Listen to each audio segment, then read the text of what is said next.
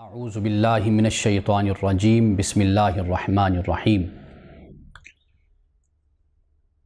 آج حسب معمول سورۃ المؤمنون کے پہلے دو رکوع، ان پہ ہم ترتیب کے ساتھ گفتگو کریں گے، اور ان دو رکوعوں میں جو اہم مسائل بیان ہوئے ہیں ان کو ہم آج اپنی گفتگو میں شامل کریں گے۔ سب سے پہلے سورۃ المؤمنون کی آیت نمبر 1 سے لے کر 11 تک، اور ان آیات میں جیسا کہ آپ جانتے ہیں کہ مومنین کی صفات کو بیان کیا گیا ہے۔ سب سے پہلے تو میں ترجمہ پڑھوں گا، اور اس ترجمے کے ساتھ ہی ایک بڑا اہم مسئلہ ہے وہ میں آج یہاں پہ واضح کرنا چاہوں گا۔ بسم اللہ الرحمن الرحیم۔ قد افلح المؤمنون، تحقیق مؤمنون فلاح پا گئے، مومن فلاح پا گئے۔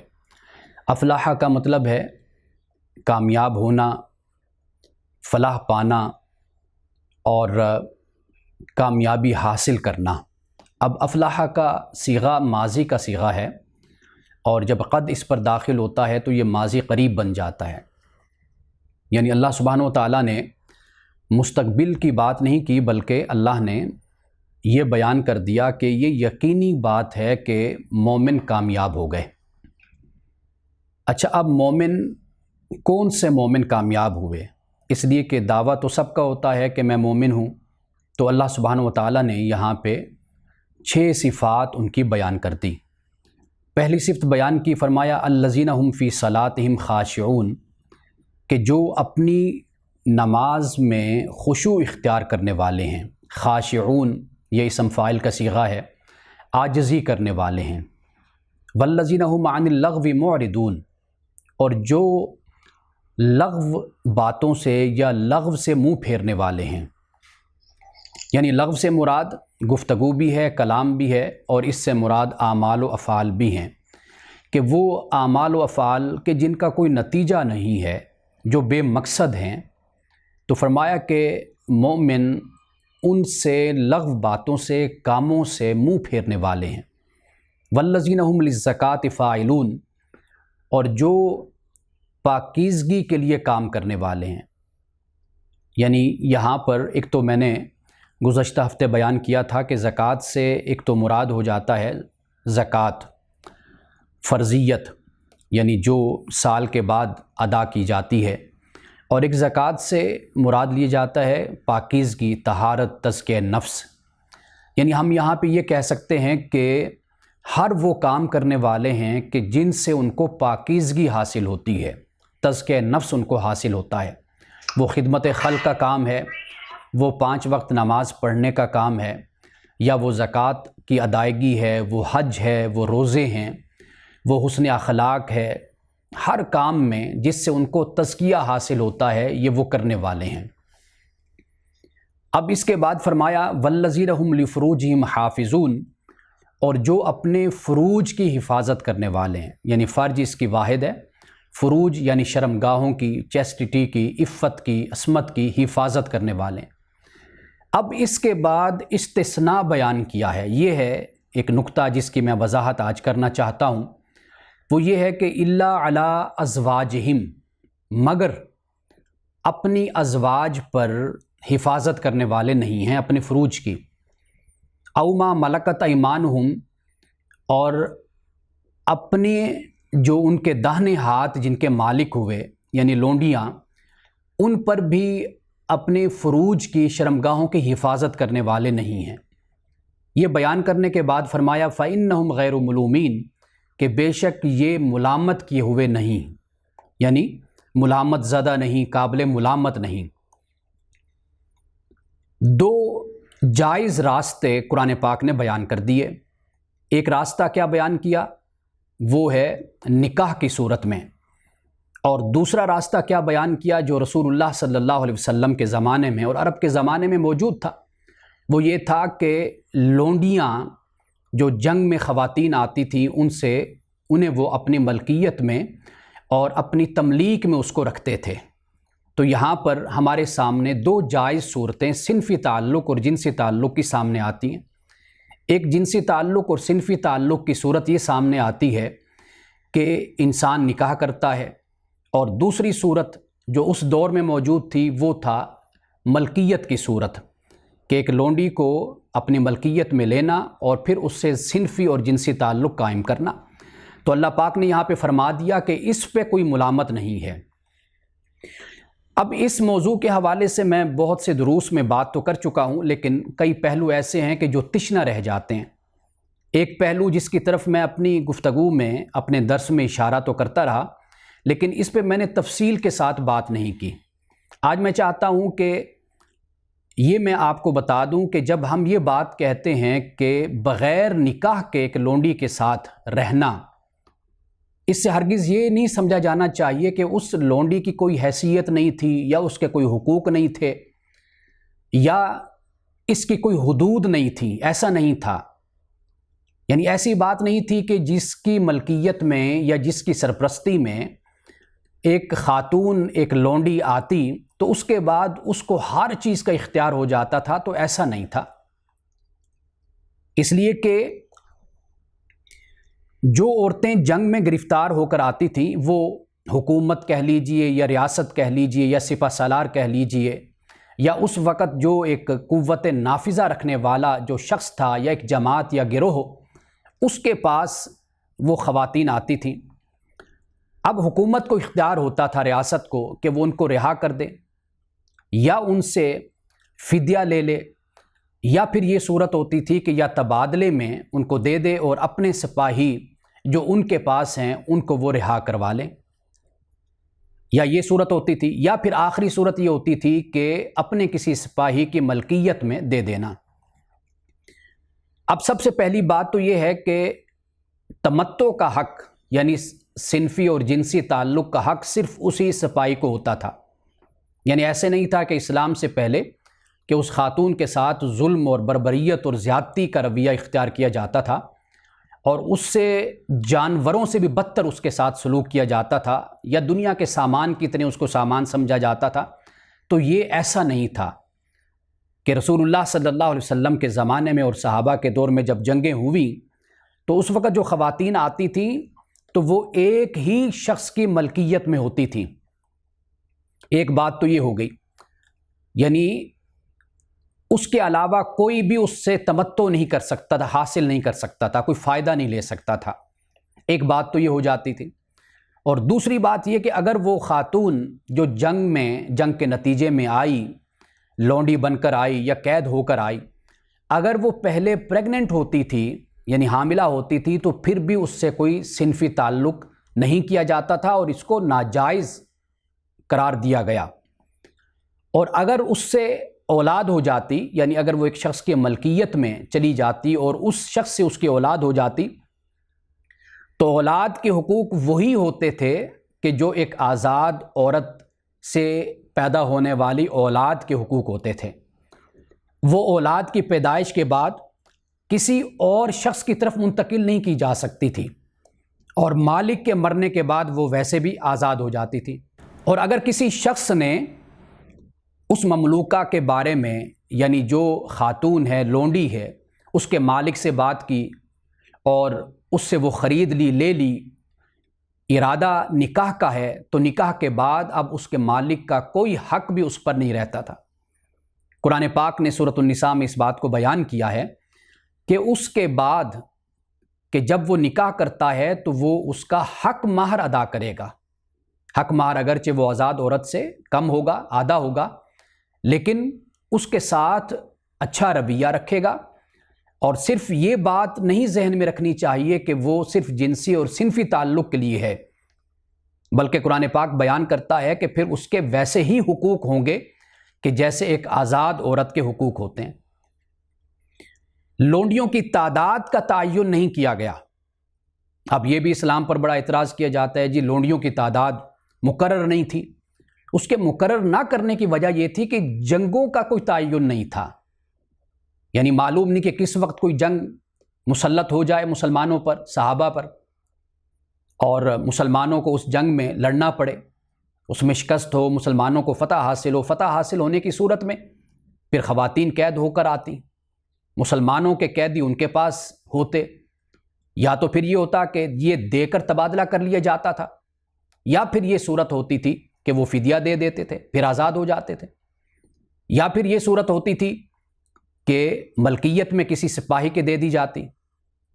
تو اس لیے جب جنگوں کا کوئی اعتبار نہیں تھا کہ کتنی جنگیں ممکن ہیں، سال میں 2 3 دفعہ بھی ہو جاتی، اب اس میں فتح و شکست دونوں کی صورت اور امکان تھا، تو اس لیے لونڈیوں کا تعین نہیں کیا جا سکتا تھا کہ ایک شخص کے پاس کتنی ملکیت میں ہوں گی، کیونکہ جنگوں کا کوئی اعتبار نہیں تھا۔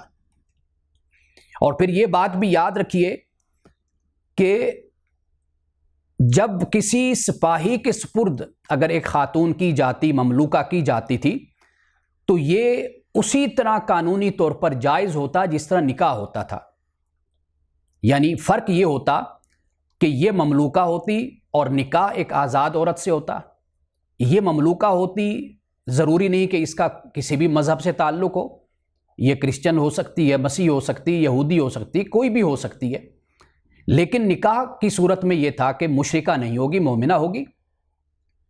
اب یہ جو صورتحال ہے قرآن پاک اس کو بالکل واضح کرتا ہے، اور رسول اللہ صلی اللہ علیہ وسلم کی سیرت بھی بیان کرتی ہے کہ یہ اس طرح ملکیت میں جانا یہ قانونی طور پر اسی طرح جائز تھا کہ جس طرح ایک نکاح تھا۔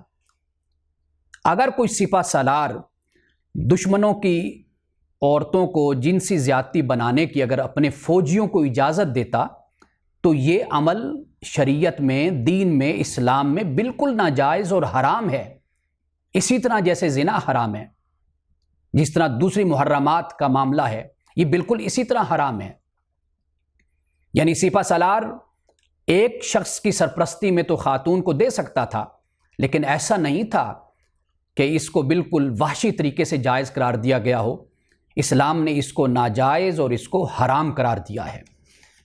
یہ صورت تھی ایک اس خاتون کی کہ جو مسلمان کے پاس آتی اور مسلمان کی سرپرستی میں ہوتی تھی۔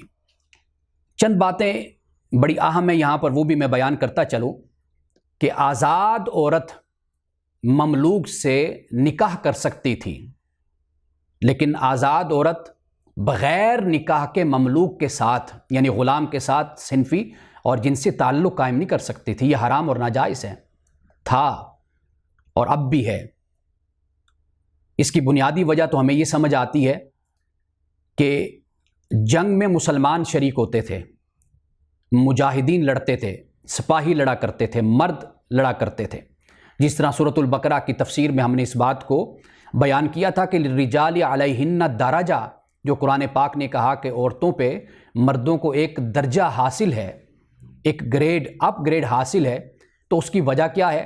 اس کی وجہ یہی ہے کہ اگر ہم ان آیات کے سیاق میں اور تناظر میں دیکھتے ہیں تو ہمیں یہ بات سمجھ آتی ہے کہ مسلمان مرد جنگ لڑا کرتے تھے اور عورتوں کو حکم نہیں تھا، عورتوں پر فرض نہیں تھا کہ وہ جنگ کریں۔ عورتوں کا جہاد رسول اللہ صلی اللہ علیہ وسلم نے حج کو قرار دیا تھا۔ مسلمان مرد جنگ کرتے تھے، خواتین بھی جاتی تھی، لیکن وہ زیادہ سے زیادہ کیا کرتی؟ زخمیوں کو پانی پلا دیتی، مرہم رکھ دیتی، پٹی کر دیتی تھی، یا دوسری طرح کی کوئی مدد اور تعاون ہوتا وہ کر دیتی تھی، لیکن ان پر جنگ فرض نہیں تھی۔ مسلمان مردوں پر جنگ فرض تھی، اس لیے جو مسلمان مرد جنگ میں لڑتے تھے تو انہی کے ہی حصے میں وہ خواتین آیا کرتی تھی۔ اور پھر اسلام کا جو تصور قوامیت ہے، قوام ہے، وہ اسی بات کا تقاضا کرتا ہے کہ مرد مسلمان ہو، مرد صالح ہو اور عورت کے معیار کا ہو۔ اس لیے آزاد عورت اگر کوئی مملوک، کوئی غلام جو اسلام قبول کر لیتا ہے، اور بہت سے غلام ہیں حضرت علی کے، حضرت عمر کے، حضرت عبداللہ ابن عمر کے جو بہت بڑے عالم اور فقیہ بنے، محدث بنے، تو آخر انہوں نے پھر مسلمان عورتوں سے نکاح کیا، آزاد عورتوں سے ان کا نکاح ہوا۔ حضرت بلال حبشی کی مثال بھی سامنے، اگرچہ وہ اس طرح تو کسی جنگ میں نہیں آئے تھے، لیکن ان کا خاندانی پس منظر یہی تھا۔ حضرت صہیب رومی اور اسی طرح کئی صحابہ ایسے تھے، لیکن کئی جنگوں سے آئے تھے، مملوک تھے، غلام تھے، لیکن اسلام قبول کیا اور صحابہ کی صحبت سے فیضیاب ہوئے، اتنے فیضیاب ہوئے کہ آج دنیا ان کو محدثین کی صف میں شمار کرتی ہے۔ فقیہوں کی صف میں ان کو شمار کرتی ہے۔ ایک بات تو یہ ہو گئی۔ اچھا، اب یہاں پر جو میں نے ابھی نقطہ بیان کیا ہے وہ یہ ہے کہ قد افلح المؤمنون یہاں سے لے کر خالدون تک یہ تمام ضمائر مذکر ہیں، یعنی میسکولن ہیں، یعنی ان میں جو الفاظ استعمال ہوئے مؤمنون، مؤمنات نہیں کہا، مؤمنون کہا۔ ایک تو عربی زبان یعنی قرآن مجید میں ہم پڑھتے ہیں تو ہمیں اکثر طور پر مذکر میسکولن کے ہمیں صیغے ملتے ہیں۔ اس کی وجہ کیا ہے؟ اس کی وجہ یہ ہے کہ اس میں مؤنث بھی شامل ہو جاتے ہیں۔ اللہ سبحانہ و تعالیٰ کی ذات کے لیے بھی یعنی مذکر کا صیغہ استعمال کیا جاتا ہے۔ بعض لوگ یہ اعتراض کرتے ہیں جی اللہ کے لیے مذکر کا صیغہ استعمال ہوتا ہے، مؤنث کا کیوں نہیں ہوتا؟ یہ عربی زبان سے ناواقفیت کی علامت ہوتی ہے کہ یہ اعتراض کیا جائے، اس لیے کہ عربی زبان میں جو مذکر کا صیغہ ہے یہ ایسے بھی استعمال ہوتا ہے کہ جب ایک ذات نہ مذکر ہے نہ مؤنث ہے، اس سے بلند ہے، اس کے لیے بھی مذکر کا صیغہ استعمال ہوتا ہے۔ اور کبھی یہ صیغہ استعمال ہوتا ہے مذکر اور مؤنث دونوں کے لیے، اور کبھی یہ صیغہ استعمال ہوتا ہے صرف مذکر کے لیے۔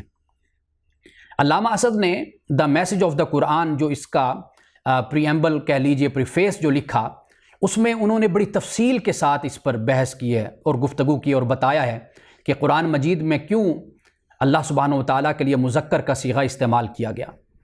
تو یہاں پر تمام صیغے مذکر کے استعمال کیے، لیکن جب استثناء کی بات ہوئی ہے، استثناء کی بات ہوئی، الا علی ازواجہم، مگر یعنی جو جائز صورتیں بیان کی جہاں پر شرمگاہوں کی حفاظت نہیں کرنی، صنفی تعلق قائم کیا جا سکتا ہے، تو وہاں پر استثناء کے ساتھ اللہ تعالیٰ نے علی کا حرف جر استعمال کیا، یعنی عن استعمال نہیں کیا، علی استعمال کیا۔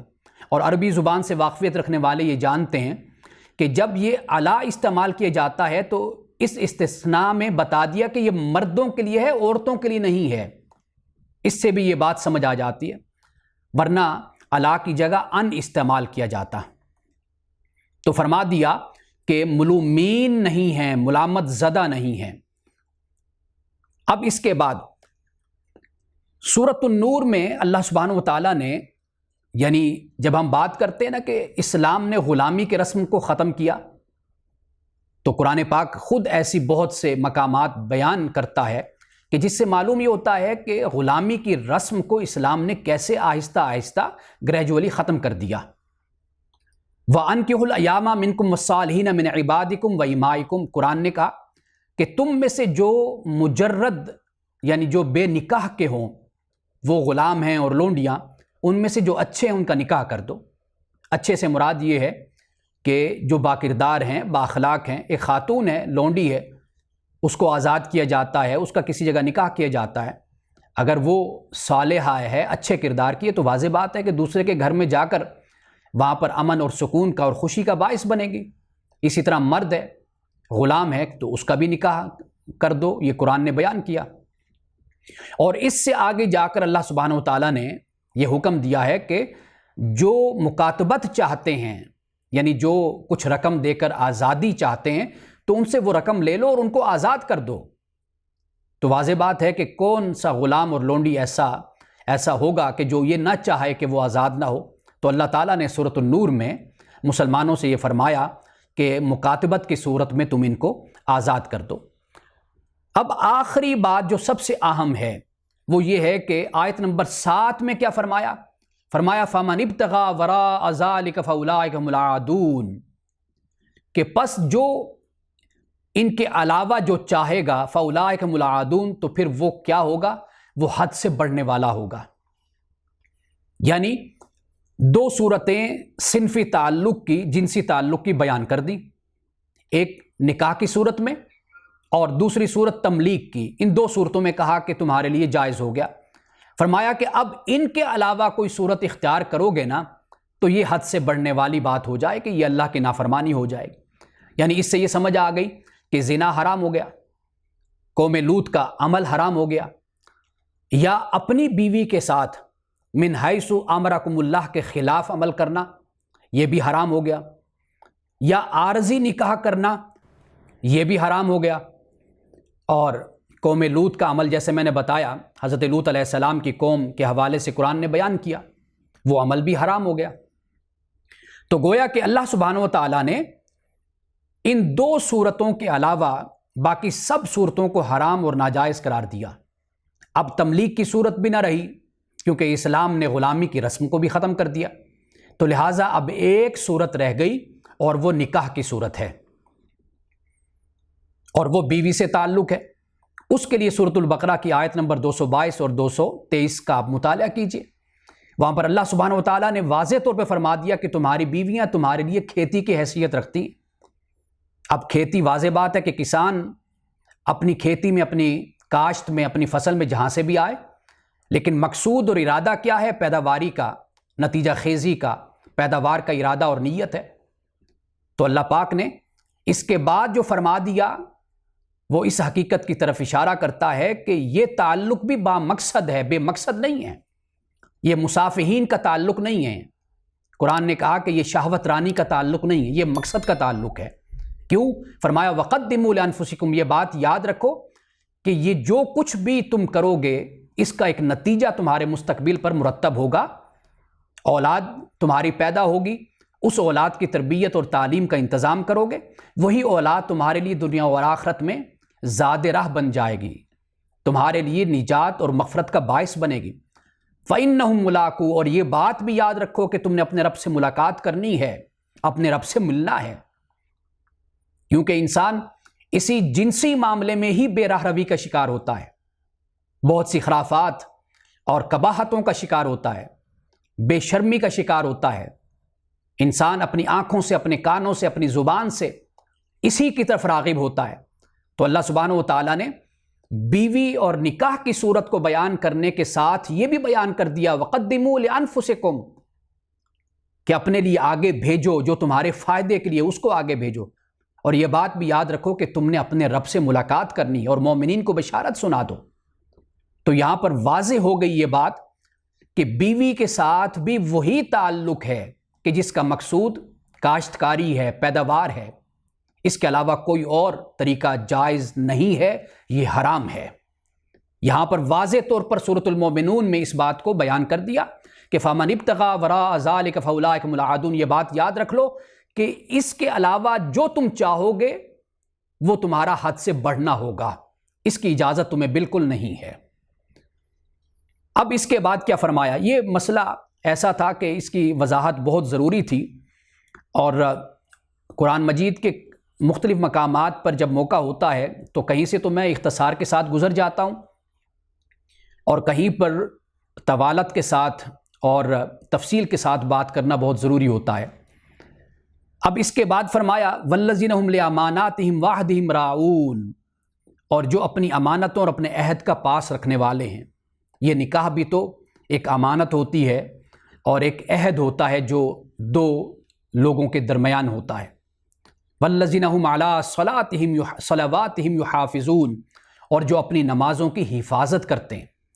اب اس کے بعد فرمایا اولئک هم الوارثون، یہی وارث ہیں، الذین یرثون الفردوس هم فیہا خالدون، جو فردوس کے وارث ہوں گے، هم فیہا خالدون، یہ اس میں ہمیشہ رہیں گے۔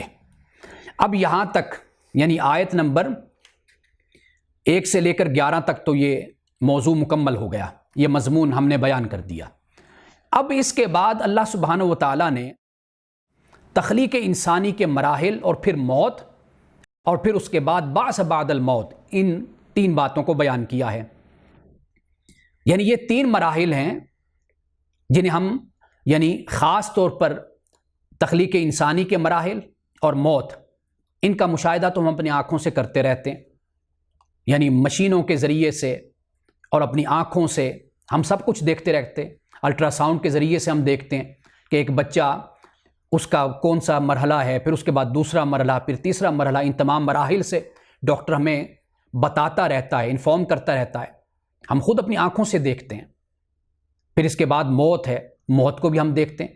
تو اللہ سبحانہ و تعالیٰ نے ان مراحل کو بیان کرنے کے بعد، موت کا ذکر کرنے کے بعد، پھر بعث بعد الموت کا ذکر کر دیا۔ یعنی یہ ایک لحاظ سے قیاس ہو گیا، ہمیں یہ بتا دیا کہ دیکھو ان مراحل کو تم نہیں جانتے تھے، ان مراحل کو اب تم نے دیکھا۔ موت اس حقیقت سے تمہیں واقفیت نہیں ہے، لیکن تم دیکھتے ہو کہ لوگ مرتے ہیں۔ جب یہ سب کچھ تمہارے سامنے دنیا میں ہو رہا ہے تو پھر اسی طرح باس بعد الموت کو اسی پر قیاس کر لو کہ تم اندازہ کر لو، جو ذات اور جو خدا یہ سب کچھ کر دیتا ہے، انسان کو مختلف مراحل سے گزار کر پیدا کرتا ہے اور پھر اس کو موت آشنا کر دیتا ہے، تو وہی خدا ہے کہ جو تمہیں مرنے کے بعد، موت کے بعد تمہیں اٹھائے گا، قیامت برپا ہوگی۔ یعنی یہ خود بخود یقین کی صورت پیدا ہو جاتی ہے کہ اگر انسانی تخلیق کے مراحل کو دیکھا جائے تو وہاں بھی انسان کی عقل دنگ رہ جاتی ہے۔ وہ میں ابھی آپ کو پڑھ کر سناؤں گا۔ قرآن پاک میں مختلف مقامات پر اس کو بیان کیا گیا، وہاں پر بھی انسان کی عقل دنگ رہ جاتی ہے، انسان پریشان ہو جاتا ہے کہ یہ کس طرح بنایا جا رہا ہے، ایک بچے کو تخلیق کیا جا رہا ہے، کن مراحل سے گزارا جاتا ہے۔ اور اسی طرح موت کا معاملہ ہے کہ انسان بے بس ہوتا ہے، خواہ انسان کسی اچھے ماحول میں رہے، کسی اچھے ملک میں رہے، ریاست میں رہے، لیکن ایک نہ ایک دن تو موت آنی ہی آنی ہے، چاہے 100 سال، 150 سال، 200 سال انسان زندہ رہے۔ اب یہ موت کیا چیز ہے، یہ کیا شے ہے؟ اللہ سبحانہ و تعالیٰ کی تخلیق ہے، اور اسی طرح انسان کے مرنے کے بعد پھر اللہ تعالیٰ انسان کو اٹھائے گا۔ در حقیقت موضوع تو، مضمون تو یہی ہے، یعنی بعث بعد الموت، انسان کو یہی بتایا جا رہا ہے کہ آخرت برپا ہونی ہے، اور اسی آخرت پر ایمان کے نتائج انسان کے اس زندگی پر یہ مرتب ہوتے ہیں کہ انسان پھر خدا خوفی کرتا ہے، اپنے معاملات کو سلجھاؤ کے ساتھ اور اصلاح کے ساتھ اور ایمانداری کے ساتھ لے کر چلتا ہے۔ اب دیکھیے کہ اللہ سبحانہ و تعالیٰ نے قرآن مجید میں سب سے پہلے انسان کی تخلیق کا ذکر کیا۔ آپ کہہ سکتے ہیں کہ آدم کی تخلیق ہوئی، قرآن پاک نے بیان کیا، وہ کس سے ہوئی؟ گارے سے ہوئی، سڑی ہوئی مٹی کہہ لیجیے اس سے ہوئی، سوکھے گارے سے ہوئی۔ وَلَقَدْ خَلَقْنَا الْإِنسَانَ مِنْ صَلْصَالٍ مِنْ حَمَإٍ مَسْنُونٍ، یہ سورۃ الحجر ہے، قرآن مجید کی 15ویں سورت اور آیت نمبر 26 ہے۔ فرمایا کہ ہم نے انسان کو سڑی ہوئی مٹی کے سوکھے گارے سے ہم نے پیدا کیا۔ اس کے بعد ایک اور مقام پر فرمایا الذی احسن کل شیء خلقہ وبدأ خلق الانسان من طین ثم جعل نسلہ من سلالۃ من ماء مہین، وہ خدا کی ذات ہے جس نے ہر شے کو خوبصورت بنایا اور تخلیق انسانی کی ابتدا ایسے خلاصے سے کی جو حقیر پانی کی طرح ہے۔ یہ جو سلالہ کا لفظ استعمال یہاں پر ہوا، یعنی سلالہ سے مراد ہوتا ہے خلاصہ، ست جس کو ہم ہندی زبان میں کہتے ہیں، اس سے اللہ سبحانہ و تعالیٰ نے یہ حقیر پانی ہے، اس سے انسان کے پھر تخلیق کا آغاز کیا۔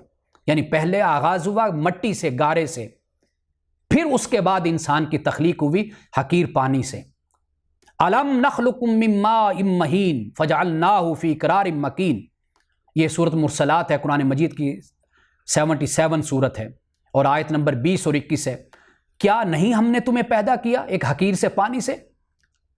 فجعلناہ فی قرار مکین، اور پھر اس کے بعد ہم نے تمہیں ایک محفوظ جگہ پر رکھا۔ یعنی محفوظ جگہ سے کیا مراد ہے؟ ماں کے رحم میں ہم نے تم کو رکھا، یعنی انگلش میں ہم جسے کہتے ہیں نا کہ سیکیور ڈویلنگ پلیس، وہ کیا ہے؟ وہ وومب ہے، وہ ماں کا رحم ہے، وہاں پر رکھا۔ اور اسی طرح فرمایا خلق الانسان من صلصال کالفخار، یہ سورۃ الرحمن میں فرمایا، آیت نمبر 24 ہے، اس میں فرمایا کہ انسان کو اس نے ٹھیکری جیسے سوکھے سڑے ہوئے گارے سے بنایا۔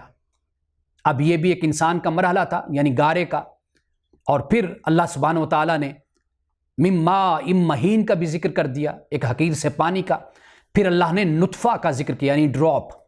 خلق الانسان من نطفۃ فاذا هو خصیم مبین، یہ بہت ہی خوبصورت آیت ہے۔ انسان اپنی ذات پر توجہ کرے، اپنا احتساب کرے، کیا ہے کہ خلق الانسان من نطفہ، اللہ کہتا ہے کہ ہم نے انسان کو نطفہ سے، ڈراپ سے پیدا کیا، اور یہ ڈراپ کیا ہے؟ ماء مہین ہے، حقیر سا پانی ہے۔ پھر کیا ہوا؟ فاذا هو خصیم مبین، کہ ادھر ہم نے اس کو پیدا کیا، ادھر سے یہ لڑنے والا بن کر سامنے آ گیا، ہماری ذات کا انکار کرتا ہے، ہم پہ یہ بحث کرتا ہے۔ یہ اسی طرح ہوتا ہے کہ ایک بچہ کہ جس کو ماں باپ پالتے ہیں، پوستے ہیں، پرورش کرتے ہیں، جب وہ کچھ نہیں ہوتا، بول نہیں سکتا، اس کو بولنا سکھاتے ہیں، اپنی زندگی حیات کے شعور سے واقف نہیں ہوتا کہ اس کی جان کی کس طرح حفاظت کی جا رہی ہے، اس کو بڑا کیا جا رہا ہے، لیکن جب وہ بڑا ہوتا ہے کیا کرتا ہے؟ اپنے انہی ماں باپ سے لڑنا اور ان کے ساتھ کھڑے ہو کر بولنا شروع کر دیتا ہے۔ اس کو اندازہ ہی نہیں ہوتا کہ میرے ماں باپ مجھے کن مراحل سے گزار کر یہاں تک لائے ہیں۔ اسی طرح اللہ سبحانہ و تعالیٰ کی ذات ہے، قرآن کہتا ہے فَإِذَا هُوَ خَصِيمٌ مُبِينٌ، کہ یہ پھر کھلم کھلا لڑنے والا اور اللہ سبحانہ و تعالیٰ کی ذات کا انکار کرنے والا بن جاتا ہے۔ ویسے والدین کے لیے یہاں پہ بڑی نصیحت ہے کہ ماں باپ اپنی اولاد کی نافرمانی پر فوراً ہی اپنی خدمات اس کو بتانا شروع کر دیتے ہیں، اپنی اولاد کو بتانا شروع کر دیتے ہیں۔ اللہ سبحانہ و تعالیٰ کی ذات آپ دیکھیے کہ اللہ سبحانہ و تعالیٰ کی کتنی نعمتیں اور کتنے احسانات ہیں انسان پر، اور اتنے احسانات کے باوجود بھی وہ کہیں پر بھی اپنی نعمتوں کا جتاتا نہیں ہے انسان کو، کبھی نہیں۔ اتنی نعمتوں کے باوجود بھی ہم خدا کی نافرمانی کر جاتے ہیں، اور پھر بھی اس کی عنایات اور اس کے احسانات میں کمی نہیں آتی۔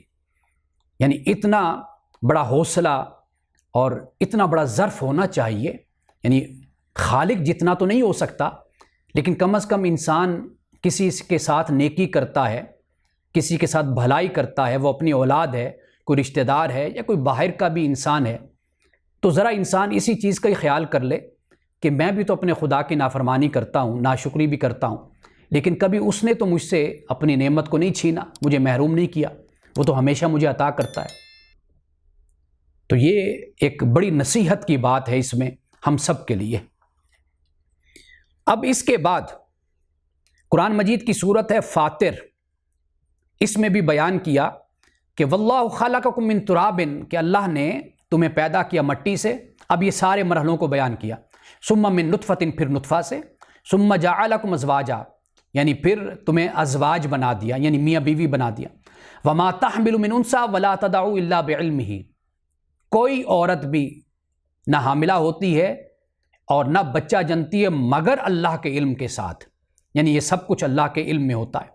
اب اس نطفہ کے بعد پھر علقہ ہے، یعنی جسے بلڈ کلوٹ کہتے ہیں، اور پھر اس کے بعد مدغہ ہے جس کو لمپ آف فلیش کہتے ہیں، اور اس کے لیے پھر سورۃ الحج کی آیت نمبر 5 ہے، اس پہ ہم پہلے گفتگو کر چکے، اس کا ایک بار پھر آپ مطالعہ کر سکتے ہیں۔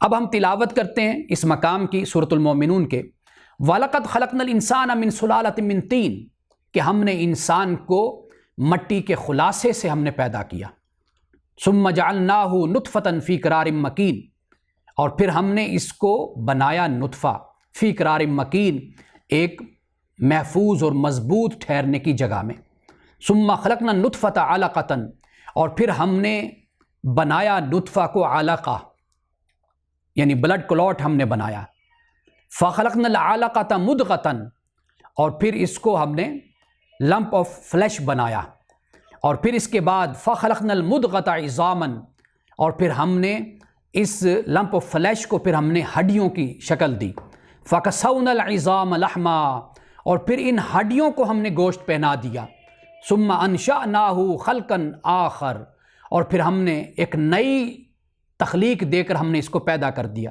انسان کو اٹھا کھڑا کیا۔ فَتَبَارَكَ اللَّهُ أَحْسَنَ الْخَالِقِينَ، پس اللہ سبحانہ و تعالیٰ کی ذات پیدا کرنے والوں میں سے سب سے بہترین ذات ہے اور بابرکت ہے۔ یعنی تخلیق کرنے والے تو ماں باپ بھی ہے نا، کہ جیسے میں کہتا ہوں کہ ایک ربوبیت صغریٰ ہوتی ہے، ایک ربوبیت کبریٰ ہوتی ہے۔ ربوبیت کبریٰ یعنی بڑی ربوبیت وہ اللہ کرتا ہے انسان کی، ربوبیت صغریٰ چھوٹی ربوبیت جو والدین کرتے ہیں، اور پیدا کرنے والے بھی ہیں والدین۔ اللہ سبحانہ و تعالیٰ نے والدین کو ایک ذریعہ بنایا، تو اس لیے یہاں پر فرمایا کہ پیدا کرنے والوں میں سے، تخلیق کرنے والوں میں سے، بنانے والوں میں سے بہترین بنانے والا، خوبصورت ترین بنانے والا وہ اللہ کی ذات ہے۔ ثم انکم بعد ذلک لمیتون، پھر بے شک اس کے بعد یقیناً تم مرنے والے ہو، یعنی یہ پیدائش حیات دنیوی کے بعد پھر کیا ہے؟ پھر موت ہے۔ ثم انکم یوم القیامت تبعثون، پھر تم قیامت کے دن اٹھائے جاؤ گے۔ اب اس کے بعد آیت نمبر ہے 17۔ اب اس میں اللہ سبحانہ و تعالیٰ نے 7 راستوں کا ذکر کیا ہے، کیونکہ یہ آیت بھی بڑی اہم ہے اور پڑھنے اور ترجمے کے ساتھ انسان کو کئی دفعہ سمجھ نہیں آتی، تو میں نے چاہا کہ میں اس کی بھی وضاحت کر دوں۔ وَلَقَدْ خَلَقْنَا فَوْقَكُمْ سَبْعَ طَرَائِقَ، اور ہم نے بنائے تم پر یعنی انسانوں پر 7 راستے، 7 طرائق، وَمَا كُنَّا عَنِ الْخَلْقِ غَافِلِينَ، اور ہم مخلوق سے غافل نہیں ہیں۔ اب یہ 7 راستے کیا ہیں؟ یہ در حقیقت اس سے یہ سمجھا جا سکتا ہے کہ یہ 7 آسمان نہیں، بلکہ کیونکہ 7 آسمان 7 سماوات طباقہ ہے، طبق ہیں، ایک پر دوسرا، دوسرے پر تیسرا، یہ طبق بن جاتا ہے۔ یہاں پر فرمایا کہ 7 راستے ہیں۔ ان راستوں سے مراد غالباً چونکہ اس وقت نظام شمسی جو موجود تھا انسانوں کے علم میں، وہ 7 ہی سیارے اس وقت ان کے علم میں تھے، تو قرآن پاک نے یہاں پر 7 طرائق فرما دیا۔ یعنی انسان کی تخلیق کے بعد اجرام فلکی کا ذکر کرنا، اس کا مقصد کیا ہے؟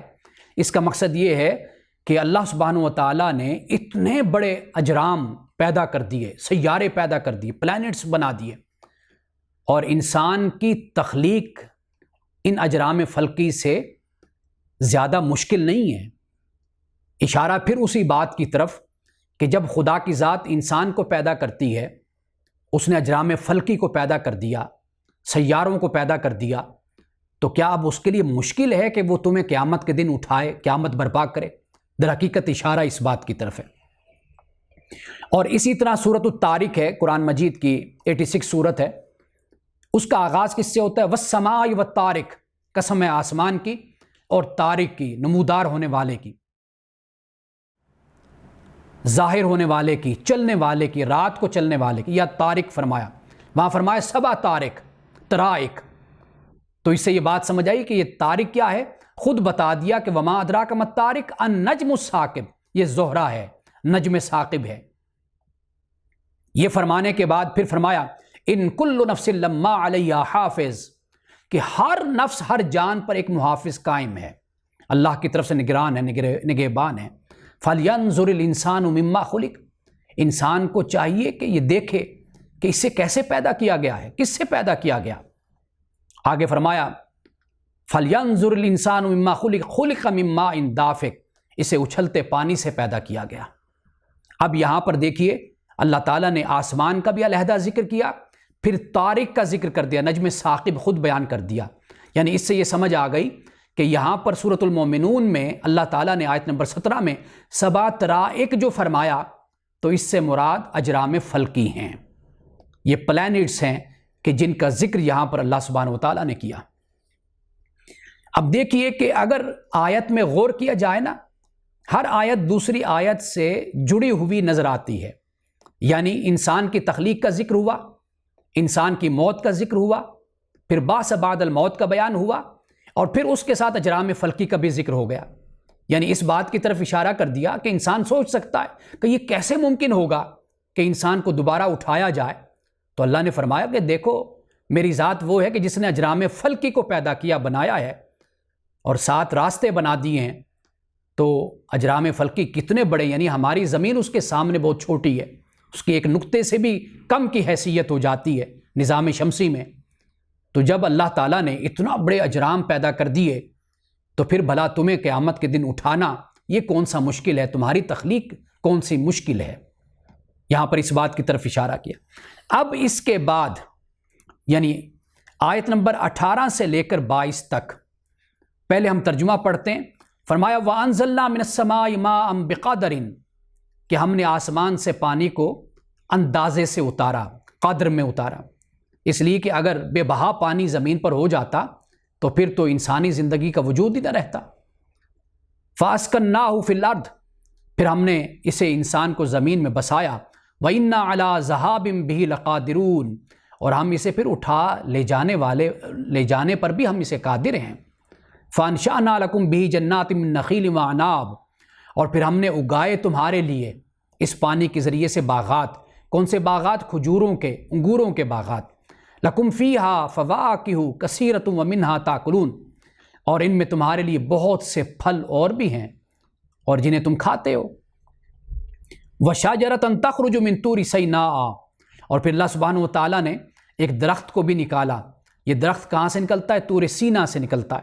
تنبت بالدہن، اور یہ روغن وصبغ للآکلین، اور کھانے والوں کے لیے سالن بھی ہے. یہ کہاں سے نکلتا ہے؟ سینا کے پہاڑ سے یہ نکلتا ہے، یعنی زیتون کی طرف اشارہ ہے. روغن بھی ہے اور کھانے والوں کے لیے سالن ہے جسے اللہ تعالیٰ نے نکالا ہے. وَإِنَّ لَكُمْ فِي الْأَنْعَامِ لَعِبْرَةً، اور بے شک تمہارے لیے جانوروں میں یقیناً عبرت ہے. عبرت سے مراد یعنی سوچ و بچار ہے، غور و فکر ہے. ذرا اس پر غور و فکر کرو تم. نسقیکم مما فی بطونہا، ہم تمہیں اس سے پلاتے ہیں جو ان کے پیٹوں میں ہے. وَلَكُمْ فِيهَا مَنَافِعُ كَثِيرَةٌ، اور تمہارے لیے ان میں بہت سے منافع ہیں. وَمِنْهَا تَأْكُلُونَ، اور ان میں سے تم کھاتے بھی ہو یعنی جانوروں کو. وَعَلَيْهَا وَعَلَى الْفُلْكِ تُحْمَلُونَ، اور پھر تم ان پر سواری بھی کرتے ہو اور کشتی پر بھی تم سوار ہوتے ہو. یہاں آیت نمبر 18 سے لے کر آیت نمبر 22 تک اللہ سبحانہ و تعالیٰ نے اپنی نعمتوں کو بیان کیا ہے. اب یہ جو نعمتوں کو بیان کرنا ہے ذرا اس پر بھی توجہ کیجیے. اللہ تعالیٰ یہ فرماتا ہے کہ دنیا میں تمہیں جو میں نے نعمتیں عطا کی ہیں وہ بغیر استحقاق کے تمہیں عطا کی ہیں. یعنی یہ نہیں کہ تم نے کوئی بڑے کارنامے سر انجام دیے تھے تو میں نے تمہیں آنکھیں عطا کر دیں. تم نے کوئی کام کیے تھے تو میں نے تمہیں کان عطا کر دیے. تم نے کوئی بڑے کام کیے تھے، میں نے تمہیں پانی دے دیا، میں نے تمہیں پھل دے دیے، تمہیں سبزیاں دے دیں، تمہیں اناج دے دیا، تمہیں اولاد دے دی، تمہیں زندگی گزارنے کے لیے زمین اور ایک خوشگوار موسم تمہیں عطا کر دیا. یہ ایسا نہیں ہے کہ بڑے کوئی تم نے کام سر انجام دیے تھے تو میں نے خوشی میں آ کر تمہیں یہ سب کچھ دے دیا. نہیں، یہ تمہیں ویسے میں نے احسان کے ساتھ اور اپنی نعمت تمہیں جو میں نے عطا کی، یہ اپنی ربوبیت کی وجہ سے میں نے تم کو عطا کی. اب یہ بیان کرنے کے بعد در حقیقت جو ہمیں بات سمجھائی جا رہی ہے وہ یہ ہے کہ دیکھو، اس دنیا میں جو کچھ تمہیں میں نے دیا وہ بغیر استحقاق کے تمہیں میں نے عطا کیا. اب اگلی دنیا آخرت میں تمہیں عطا کروں گا ایمان اور عمل صالح کی بنیاد پر. ہے تو وہ بھی اللہ کا فضل ہی، لیکن اللہ تعالیٰ نے یہ 2 شرطیں رکھیں. فرمایا ایمان اور عمل صالح کے ساتھ اگر تم آؤ گے میرے پاس تو میں پھر تمہیں جنت عطا کروں گا. تو گویا کہ یہاں پر یہ بات ہم مسلمانوں کو سمجھا دی گئی کہ دنیا کی نعمتیں تمہیں میں نے دی، یہ تو بغیر استحقاق کے تمہیں مل گئیں، لیکن آگے جو تمہیں نعمتیں ملیں گی وہ ایمان اور عمل صالح کی بنیاد پر ملیں گی. اب اس کے بعد دوسرا رکوع شروع ہوتا ہے. دوسرا رکوع، اب اس میں حضرت نوح علیہ السلام کا تفصیل کے ساتھ بیان ہے. یعنی آپ یوں کہہ لیجئے کہ پورا رکوع آیت نمبر 23 سے لے کر 32 تک اللہ سبحانہ و تعالیٰ نے حضرت نوح علیہ السلام، طوفان نوح اور سلسلہ انبیاء کا بیان بھی کر دیا. اور اس میں 4-5 باتیں آپ ذہن میں رکھ لیجئے. ایک بات تو یہ کہ حضرت نوح علیہ السلام کی دعوت وہ دعوت توحید ہے، اللہ کی عبادت ہے، جس کا وعدہ، معاہدہ، میثاق اللہ نے سب امتوں سے لیا، امت محمدیہ سے بھی لیا کہ عبادت صرف اور صرف اللہ کی کرنی. وَقَضَىٰ رَبُّكَ أَلَّا تَعْبُدُوا إِلَّا إِيَّاهُ وَبِالْوَالِدَيْنِ إِحْسَانًا. سورۃ بنی اسرائیل کی آیت نمبر 23 ہے کہ تیرے رب نے فیصلہ کر دیا کہ صرف اسی کی عبادت کرنی ہے اور والدین کے ساتھ احسان کرنا ہے. تو حضرت نوح علیہ السلام نے بھی یہی فرمایا. پہلی بات تو یہ ہو گئی. دوسرا نقطہ جو ہمیں اس رکوع میں سمجھ آتا ہے وہ یہ ہے کہ حضرت نوح علیہ السلام کے دور کے جو سردار تھے، وزراء تھے، جو اعیان حکومت و ریاست تھے یا معاشرے کے جو بڑے لوگ تھے، انہوں نے حضرت نوح علیہ السلام کا مذاق بنایا کہ یہ شخص صرف فضیلت چاہتا ہے، مرتبہ چاہتا ہے اور یہ بڑا بننا چاہتا ہے معاشرے میں. یہ دوسری بات سمجھ آتی ہے. اور تیسری بات ہمیں یہ سمجھ آتی ہے کہ اللہ تعالیٰ کس طرح اپنے نیک بندوں کے ساتھ اپنی نصرت کو شامل کرتا ہے. جو لوگ اس کی راہ میں چلنے والے ہیں، اس کے فرما بردار ہیں، اس کے پیغام اور دعوت کو پھیلانے والے ہیں، اللہ سبحانہ و تعالیٰ کس طرح غیب سے ان کے لیے انتظام فرماتا ہے. یہ تیسری بات ہو گئی۔ اور چوتھی بات یہ سمجھ آتی ہے کہ دنیا میں اقوام عالم یک بعد دیگرے آتی رہی ہیں، اب وہ قوم فرما بردار ہو یا وہ نافرمان ہو۔ نافرمان قوم ہے، کسی رسول کی زندگی میں موجود ہے تو اتمام حجت کی بنیاد پر ان پر عذاب اترا، ان کا خاتمہ ہو گیا۔ ورنہ ایک نظام تو کائنات میں چل رہا ہے نا جی، وہ نظام یہی ہے کہ ایک قوم آئی، اس نے زندگی گزاری، اس نے ایک تہذیب متعارف کروائی، ایک ثقافت اور کلچر کو قائم کیا، عمارات بنائیں، بنیادیں رکھیں اور بڑے بڑے باغات بنائے، بڑی بڑی عمارتیں، بلند و بالا عمارتیں، آسمان کو چھونے والی عمارتیں بنا دیں۔ لیکن پھر کیا ہوا؟ 200-400 سال گزرے، 500 سال گزرے، ان کے نشانات مٹا دیے گئے، پھر دوسری قوم آ گئی۔ اب وہ قوم بھی یوں سمجھتی ہے کہ جیسے بس میں ہی پہلی قوم ہوں، میں ہی ہوں جو کچھ ہوں، میرے بعد کچھ نہیں ہے۔ لیکن پھر ہوتا کیا ہے کہ وقت گزرتے گزرتے گزرتے ہم دیکھتے ہیں کہ پھر نام و نشان مٹ جاتے ہیں۔ کتنی تہذیبیں، کتنی قومیں دنیا میں آئیں اور چلی گئی۔ اللہ تعالیٰ نے اسی کی طرف یہاں پر اشارہ بھی کیا۔ اور پھر اس رکوع کا اختتام بھی دعوت توحید اور عبادت پر ہوتا ہے۔ اب آئیے ہم اس رکوع کا مطالعہ کرتے ہیں، اس کا ترجمہ پڑھتے ہیں۔ فرمایا وَلَقَدْ أَرْسَلْنَا نُوحًا إِلَىٰ قَوْمِهِ، اور یقیناً ہم نے بھیجا نوح کو اس کی قوم کی طرف۔ فقال، حضرت نوح علیہ السلام نے کہا، یا قوم اعبدوا اللہ ما لکم من الہ غیرہ، اے میری قوم اللہ کی عبادت کرو جس کے سوا کوئی معبود نہیں۔ افلا تتقون، کیا تم تقوی اختیار نہیں کرتے؟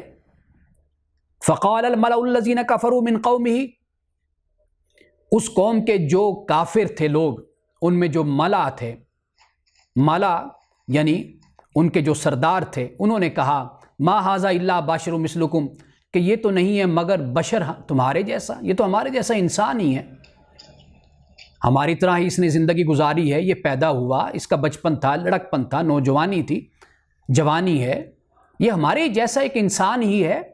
یہ دعویٰ کر بیٹھا ہے کہ جی میں نبی رسول ہوں۔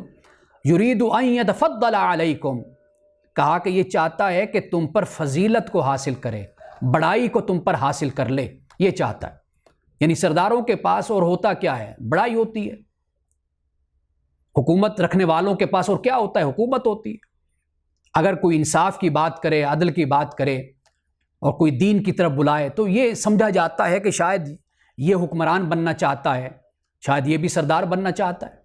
سرداروں کی نظریں تو صرف اپنی سرداری تک رہ جاتی ہیں، لیکن اللہ کے بھیجے ہوئے پیغمبر، ان کے لیے تو یہ دنیاوی اقتدار کی تو کوئی حیثیت ہی نہیں ہوتی، وہ تو اللہ کے پیغام کو لے کر آتے ہیں۔ جس طرح مسیلمہ کذاب نے کہا رسول اللہ صلی اللہ علیہ وسلم کو کہ بھئی آپ مجھے آپ رسالت میں شامل کر لیجئے، اور بعد میں جب آپ کا اقتدار قائم ہو جائے عرب میں تو مجھے اس میں بھی حصہ دے دیجئے۔ رسول اللہ صلی اللہ علیہ وسلم نے کیا جواب دیا تھا کہ بھئی یہ میری نبوت اور میری بعثت کا مقصد نہیں ہے دنیاوی اقتدار اور اس کی شراکت، میں تو اللہ کا دین لے کر آیا ہوں، تمہیں اللہ کا بندہ بنانے آیا ہوں کہ اسی کے سامنے جھکو، اسی کی عبادت کرو، باقی اس کے علاوہ میری بعثت اور رسالت کا کوئی مقصد نہیں ہے۔ تو یہاں پر ان سرداروں کا یہ خیال تھا کہ شاید یہ بھی کوئی سرداری، کوئی شہرت، کوئی ناموری چاہتا ہے۔ وَلَوْ شَاءَ اللَّهُ لَأَنزَلَ، اور اگر اللہ چاہتا تو لَأَنزَلَ مَلَائِكَةً، تو فرشتوں کو نازل کرتا۔ مَا سَمِعْنَا بِهَذَا فِي آبَائِنَا الْأَوَّلِينَ، ہم نے یہ پہلے اپنے باپ دادوں میں نہیں سنا۔ یہ غلط بات ہے کہ باپ دادوں میں نہیں سنا۔ قرآن پاک دوسرے مقامات پر بیان کرتا ہے کہ یہ سب کچھ ہی جانتے تھے کہ پیغمبر آتے رہے۔ حضرت نوح علیہ السلام سے پہلے بھی پیغمبر آئے، یعنی ہمارے ہاں تو یہی خیال کیا جاتا ہے کہ حضرت آدم کے بعد نوح علیہ السلام آئے، نہیں، حضرت نوح علیہ السلام کو آدم ثانی اس لیے کہا جاتا ہے کہ طوفان نوح کی وجہ سے وہ لوگ انسانوں میں سے اور دوسرے بہائم میں سے، انعام میں سے بچ گئے جو کشتی میں سوار ہو گئے، پھر وہاں سے انسانی زندگی کا آغاز ہوا، اس لیے انہیں آدم ثانی کہا جاتا ہے۔ بعد روایات کے مطابق حضرت ادریس علیہ السلام کے بارے میں کہا جاتا ہے کہ وہ حضرت نوح سے بھی پہلے تھے، اور اسی طرح اور پیغمبر بھی ہمیں روایات میں ملتے ہیں۔ تو حضرت نوح علیہ السلام کو آدم ثانی اس وجہ سے کہا جاتا ہے۔ تو یہ بات تو بالکل غلط کہ بھئی اس سے پہلے ہم نے نہیں سنا اپنے آبا سے، حالانکہ پہلے بھی دین بتایا گیا، رسول آتے رہے، اللہ کے دین کی طرف بلاتے اور دعوت دیتے رہے۔ ان هو الا رجل به جنۃ، اب ایک اور حملہ ہے ان پر، حضرت نوح علیہ السلام پر، کہ نہیں یہ شخص، یہ تو مگر ایک مجنون شخص ہے۔ رسول اللہ صلی اللہ علیہ وسلم کو بھی یہی کہا گیا۔ سورۃ القلم آپ پڑھ کر دیکھیے، ما انت بنعمت ربک بمجنون، اللہ پاک نے فرمایا کہ تیرے رب کی نعمت ہے کہ تو مجنون نہیں ہے۔ جس پر اللہ کا احسان اور نعمت ہو تو وہ مجنون نہیں ہوتا، یہ اللہ کا فضل ہے، نبوت اور رسالت۔ تو یہاں پر حضرت نوح علیہ السلام کے دور کے سرداروں نے کہا کہ یہ شخص مجنون ہے، فَتَرَبَّصُوا بِهِ حَتَّى حِينٍ، کہ ایک وقت تک انتظار کرو ذرا، یعنی سرداروں نے کہا کہ انتظار کرو کہ اس کا یہ جنون اترے۔ قال رب انصرنی بما کذبون، حضرت نوح علیہ السلام نے کہا میرے رب میری مدد کر اس وجہ سے کہ انہوں نے مجھے جھٹلایا۔ اب 950 سال تقریباً حضرت نوح علیہ السلام نے تبلیغ کی، دعوت دی، لیکن اس کے باوجود بھی چند لوگ ایمان لائے اور اسلام کی طرف راغب ہوئے۔ فاوحینا الیہ، پھر ہم نے وحی کی حضرت نوح علیہ السلام کی طرف، ان اصنع الفلک باعیننا، کہ کشتی بنا ہماری آنکھوں کے سامنے، باعیننا، یہ الفاظ حضرت موسیٰ علیہ السلام کے لیے بھی ہے، اور یہی الفاظ قرآن مجید میں رسول اللہ صلی اللہ علیہ وسلم کے لیے بھی فرمایا، فإنک باعیننا، کہ آپ ہماری نظروں میں ہیں، ہماری حفاظت میں ہیں، ہماری نگرانی میں ہیں۔ حضرت نوح علیہ السلام سے فرمایا کہ کشتی بناؤ ہماری نگرانی میں، ووحینا، اور ہماری وحی سے، فَإِذَا جَاءَ أَمْرُنَا وَفَارَتِ النُّورُ، اور پھر جب ہمارا حکم آئے اور زمین پر پانی جوش مارنے لگے، فَاسْلُكْ فِيهَا مِن كُلٍّ زَوْجَيْنِ اثْنَيْنِ، تو پھر کیا کرو، تو پھر ہر ضرورت کی چیز کو اور نر و مادہ دو کو وہ تم اس کشتی میں بٹھا لو۔ وَأَهْلَكَ إِلَّا مَنْ سَبَقَ عَلَيْهِ الْقَوْلُ مِنْهُمْ، اور اپنے اہل کو بھی، یعنی اہل کون سے، کہ جو ایمان لانے والے ہیں۔ اہل کا لفظ، آل کا لفظ فرمانبرداروں کے لیے استعمال ہوتا ہے، وہ خاندان میں بھی ہو سکتا ہے اور وہ خاندان سے باہر کے بھی ہو سکتے ہیں۔ وَأَهْلَكَ إِلَّا مَنْ سَبَقَ عَلَيْهِ الْقَوْلُ مِنْهُمْ، اور اپنے اہل کو بھی اور سوائے اس کے ان کو نہیں بٹھانا جس کے متعلق اللہ پاک فرماتا ہے کہ فیصلہ ہو چکا۔ حضرت نوح علیہ السلام کی بیوی اور بیٹا قرآن پاک نے بیان کیا کہ وہ ایمان نہیں لائے تھے، بیوی بھی غرق ہوئی اور بیٹا بھی غرق ہوا۔ وَلَا تُخَاطِبْنِي فِي الَّذِينَ ظَلَمُوا، اللہ پاک نے فرمایا کہ مجھ سے مخاطب نہیں ہونا ان لوگوں کے بارے میں جنہوں نے ظلم کیا، اِنَّهُمْ مُغْرَقُونَ، بے شک وہ غرق کیے جائیں گے۔ اس کے بعد فرمایا فَإِذَا اسْتَوَيْتَ أَنْتَ وَمَن مَّعَكَ عَلَى الْفُلْقِ، کہ پس جب تو اور تیرے ساتھ جو ہیں وہ کشتی میں بیٹھ جائیں تو پھر فَقُلِ الْحَمْدُ لِلَّهِ الَّذِي نَجَّانَا مِنَ الْقَوْمِ الظَّالِمِينَ، اور پھر تو یہ کہہ کہ تمام تعریف اللہ کے لیے کہ جس نے ہمیں قوم ظالم سے نجات عطا کی۔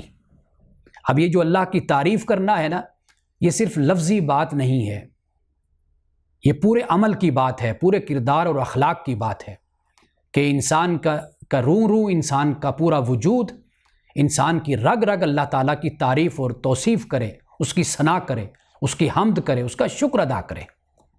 وَقُلْ رَبِّ أَنزِلْنِي مُنزَلًا مُبَارَكًا وَأَنْتَ خَيْرُ الْمُنزِلِينَ، اور یہ کہیے اے نوح، آپ کہیے اے میرے رب، انزلنی منزلا مبارکا، کہ مجھے برکت والی جگہ پہ اتار، وَأَنْتَ خَيْرُ الْمُنزِلِينَ، اور تو اتارنے والوں میں سے بہترین اتارنے والا ہے۔ ویسے منزل کا لفظ مہمان نوازی کے لیے بھی بولا جاتا ہے، یعنی مہمان نوازوں میں سے سب سے بہتر مہمان نواز تو ہے۔ ان فی ذالک لآیات، بے شک اس میں نشانیاں ہیں، وَإِن كُنَّا لَمُبْتَلِينَ، اور ہم آزمائش کرتے رہتے ہیں، پرکھنے والے ہیں ہم۔ ثُمَّ أَنشَأْنَا مِن بَعْدِهِمْ قَرْنًا آخَرِينَ، اور پھر ہم نے ان کے بعد ایک اور نسل کو ہم نے پیدا کیا۔ حضرت نوح علیہ السلام کی قوم، یعنی جو نافرمان تھے، کافر تھے، وہ تباہ و برباد ہوئے، اور پھر جو کشتی میں بیٹھے ایمان والے اہل، پھر وہاں سے نسل انسانی کا آغاز ہوا۔ تو اللہ نے فرمایا کہ ان کے بعد ایک اور نسل کو پھر ہم نے پیدا کیا۔